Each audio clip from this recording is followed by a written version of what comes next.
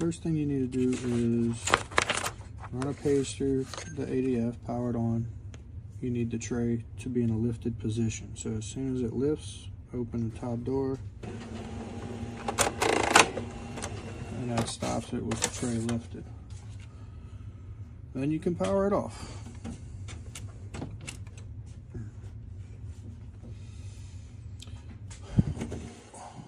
Once it's powered off, lift that part. There's a screw here, here, and here. And there's also a screw here and here on the inside. That's going to take your white caps off. You should just pull off like so.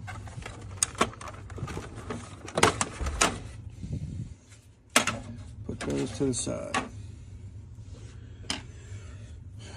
Once you have that done, you have a screw here, here, and there's one underneath, or two underneath, on both sides of the gray pieces. So you can pull those off.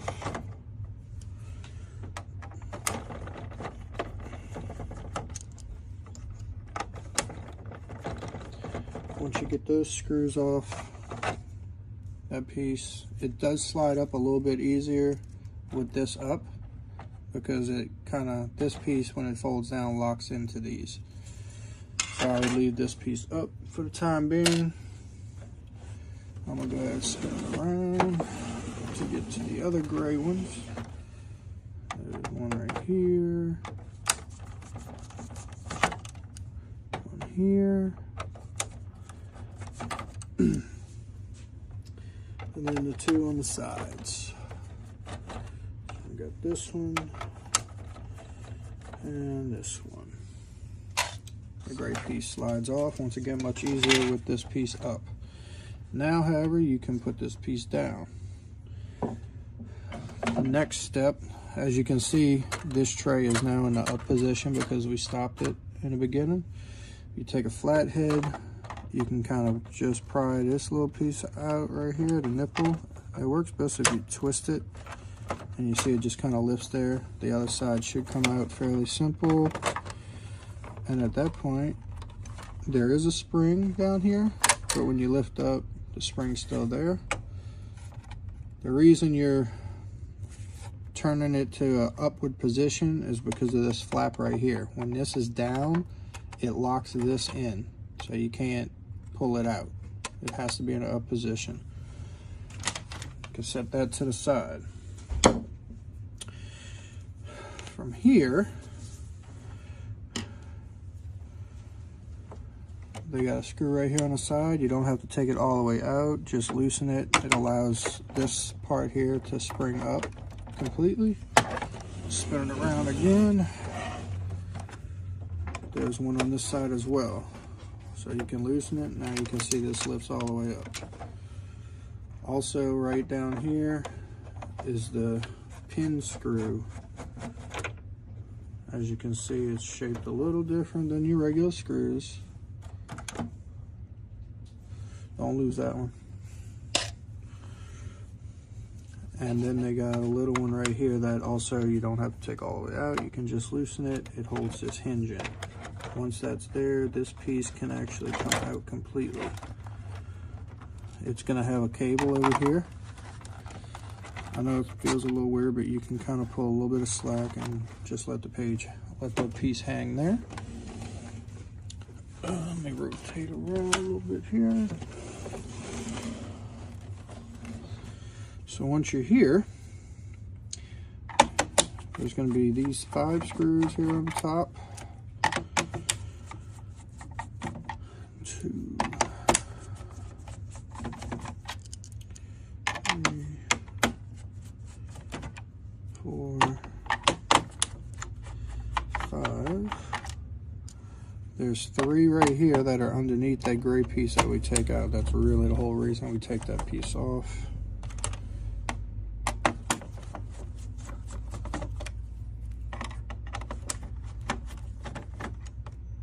Alright, so once those are out,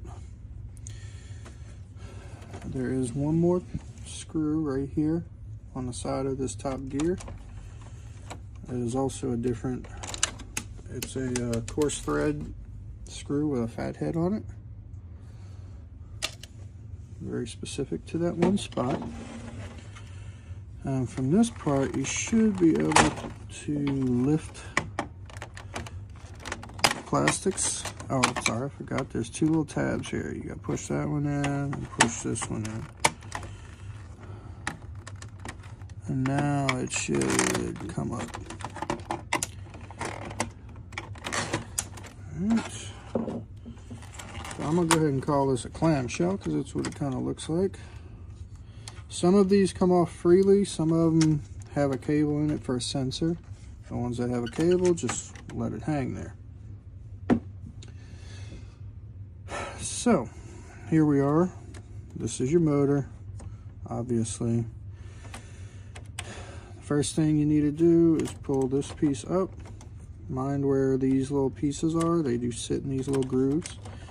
But you pull that up and you just kind of flex that piece a little bit. This comes out. Recommended clean these and these other rubber rollers while you're in there, because they're a lot harder to do when you're not. You can set that to the side, and then you're going to take this piece, lift it up. If you notice right here, this piece, once it comes out, is keyed. See, it's flatter on two sides. The side of this gear right here, it has a slit in it right here, so that needs to be facing up when you go to put it back in. And then at this point, you're gonna have 3 screws. You got one here, here, and here. We're gonna go ahead and take those out. These are, once again, coarse thread fat head screws, just to make note of that.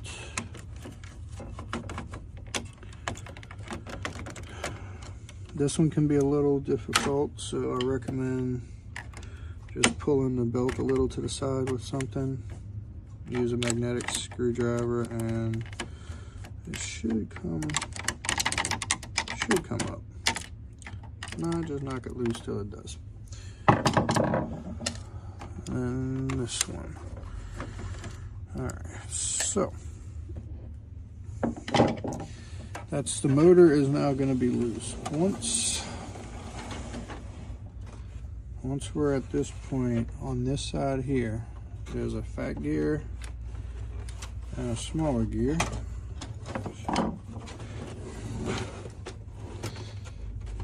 So this gear and this gear need to come off. They have these little plastic C-clips. Usually you can just pop them off with your fingers. If you want to use a screwdriver, you can do that. But that one comes off of there. As you can see, this gear fell out of this little top piece. It goes right here. That's what that screw holds in. It has to be back in there for the drivetrain to work, so don't lose it. Once you get that C-clamp off, both of these bottom gears, the big one and the small one, both come off. They go back on like this. So you can set them down to the side. Now, we have this bushing here that you can pretty much just pull up and twist it, but you do need to pull this C-clip off first. Once again, this is a plastic one. However you need to get to it to get it off is your preference, but it just pops off like the other one did. Put it to the side so you don't lose it. Once you get that gray piece there, it lines up on this side with the grooves, and it should just push out. So when you do it, spin it down, and it should line up with the grooves here.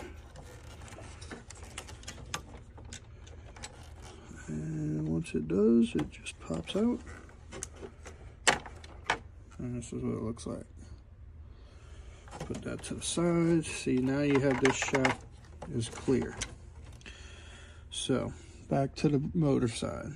This back belt usually comes off fairly easy. You can walk it off or however. Once the motor mounts are off, it definitely comes off a lot easier. So you can do that one and the front one. The motor will then be pretty much free. You want to unplug it. From there, there is a black wire that runs through. That's going to be your ground. What you can do is just cut that wire completely, because it's tied to a motor that the new one will come with the motor. So like I said, when you take these out, keep the belt with it because they are different lengths, but you can clean these while you're in here. Put that to the side. Don't lose your spring. If you need to take it off, you can do that as well. Same with this rear one. You can leave that one. I don't think that one will fall out, but you have to mind where these gray pieces go. They're bushings and they go in that little slit right there. So once you have cut your ground wire here, the black one, in this cluster right here, there's going to be that black wire. You can pull a little tension on it if you need to find where it is in that cluster. Awesome. So let's put this back here. Once you're at this point, you're going to open. Underneath here, they got 4 screws that are visible, and they have one right underneath this white plate.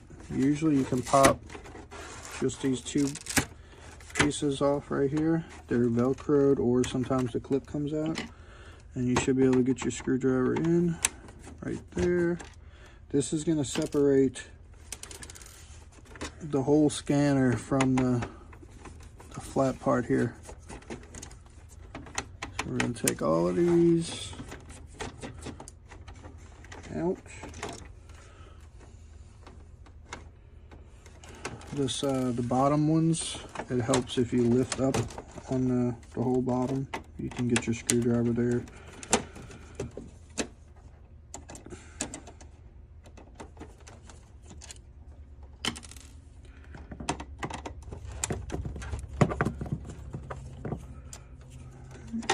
Cut that. So now all 5 of those screws are out. You can lay it back down.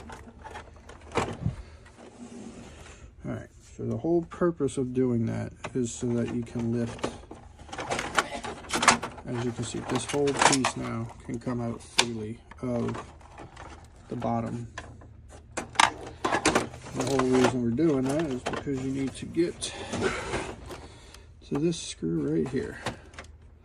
That's where your black ground wire goes to. So you need to take that out. And be very gentle with these cables because they do come off these connectors pretty easy. So what I recommend doing is finding this, your cut cable. Now is where you want to kind of pull it, put a little tension on it. And honestly, you can just pull it out like that, because now it's going to leave one of these without a head on it. Or it should.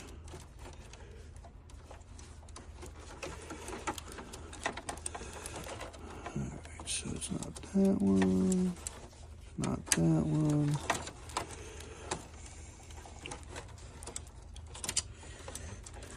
They're kind of weird. They loop it down into this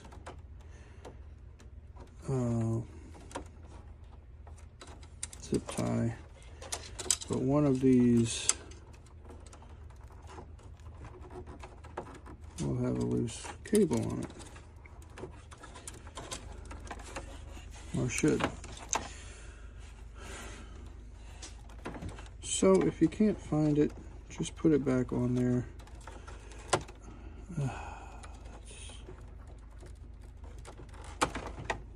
That's a good start.